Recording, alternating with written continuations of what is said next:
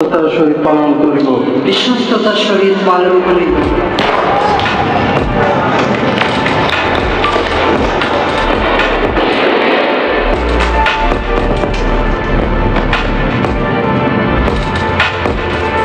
আমি সংবিধানের রক্ষণ, সমর্থন ও নিরাপত্তা বিধান করিব।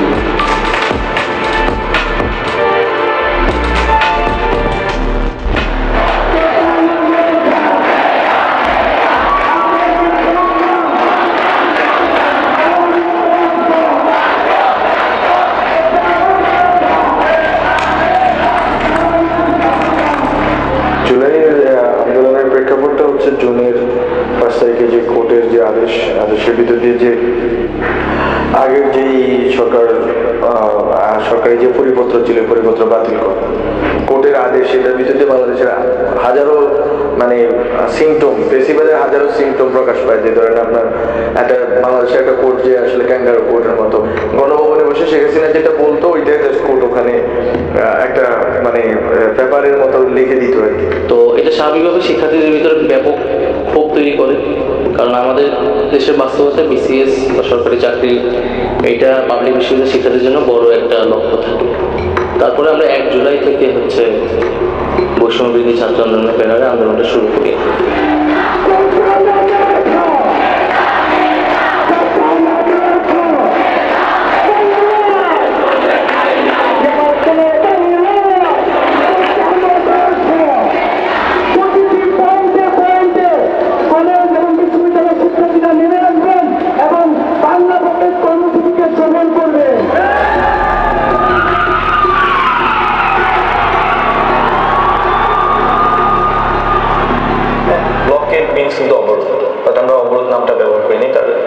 কারণটা ছিল যে মানুষের মধ্যে যে একটা আতঙ্ক অবরোধের নামে, হরতালের নামে, তো এটাকে আমরা অন্যভাবে রিফ্লেক্ট করার ট্রাই করেছিলাম।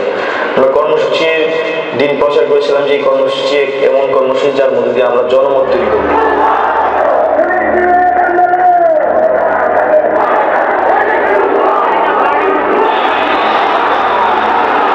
মুক্তিযোদ্ধাদের নাতিপুতিরাও পাবে না, তাহলে কি রাজাকারের নাতিপুতিরা পাবে?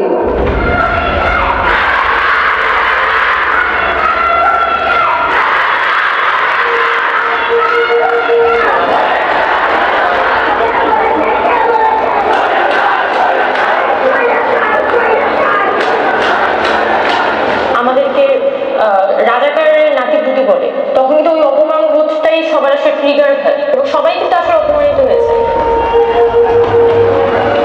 যেটা কোটা বিরোধী সংস্কার আন্দোলনের কতিপয় নেতা যেসব বক্তব্য রেখেছে তার জবাব দেওয়ার জন্য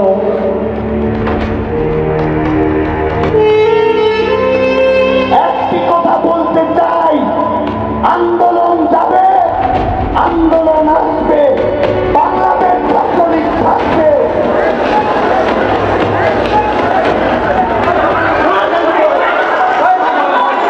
আমাদেরকে ছাত্রলীগ মারছে, আমাদের বাজেভাবে পিটাইছে, রক্তাক্ত করছে, কিন্তু আমরা যেটা করেছি 15 তারিখ রাতে আবার ক্যাম্পাসে প্রবেশ করে আমরা কিন্তু কর্মসূচি ঘোষণা দিয়েছি 16 তারিখ বিক্ষোভ মিছিল সমাবেশ শহীদ মিনারে।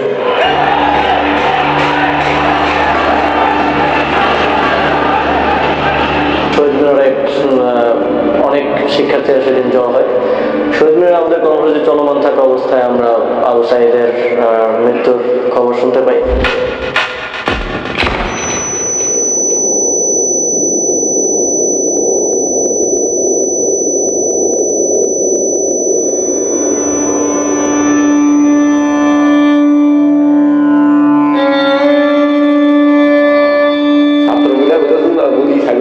তখন সবাই পালসি দিয়েছে, ওই একাই ছিল।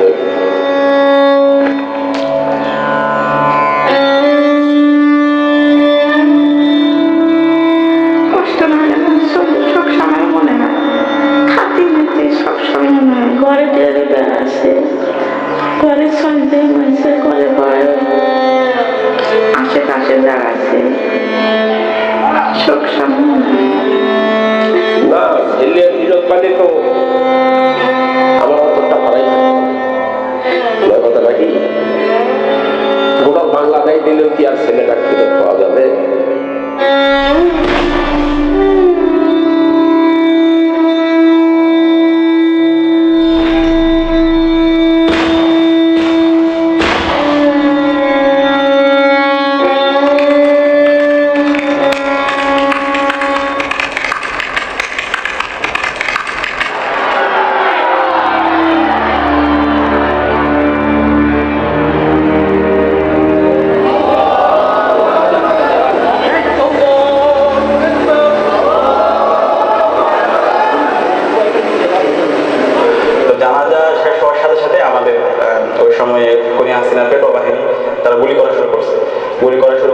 সবাই সাথে সবাই একদম ছিন্ন বিচ্ছিন্ন হয়ে যায়।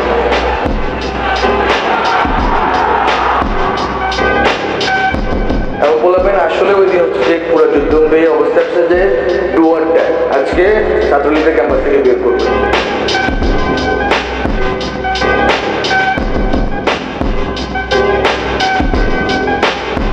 আমরা তো হল করা সবাইকে বের করে দিচ্ছি বিশ্ববিদ্যালয় প্রশাসন। আগে ছাত্রলীগ বেরিয়েছে, পরে কিন্তু ছাত্ররা চাচ্ছিল যে বিশ্ববিদ্যালয়কে সেন্টার করে পুরো বাংলাদেশের মুভমেন্টটা আবার দাঁড়ায় যাবে, এবং যেহেতু শহীদ হয়ে গেছে, রক্ত পড়ে গেছে, ফলে তো আমরা রেজিস্টটা করব।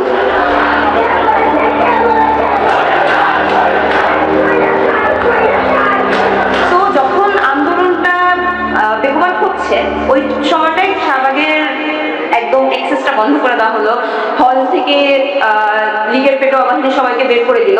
At that very moment BRAC university বা এই ধরনের যারা কখনোই পূর্বে এত বেশি সক্রিয়ভাবে কোনো আন্দোলনে অংশগ্রহণ করেনি, এই ইউনিভার্সিটিগুলোর স্টুডেন্টরা যখন সামনে এগিয়ে আসলো, তখন এই জিনিসটা আসলে হাসিনার সরকার আসলে ফোর্সই করতে পারেনি। প্রাইভেট ইউনিভার্সিটিগুলোর কনসেন্ট্রেশন যেখানে ওখানে লড়াইটা বেশি হচ্ছে, যেমন আপনি রামপুরা বাড্ডার ওখানে ইস্ট ওয়েস্ট ব্র্যাকের লড়াইটা হয়েছে, তারপর উত্তরাতে যেখানে প্রাইভেট ইউনিভার্সিটি বা বিশেষ করে কলেজগুলো, স্কুল কলেজগুলো, ওখানে লড়াইটা হয়েছে।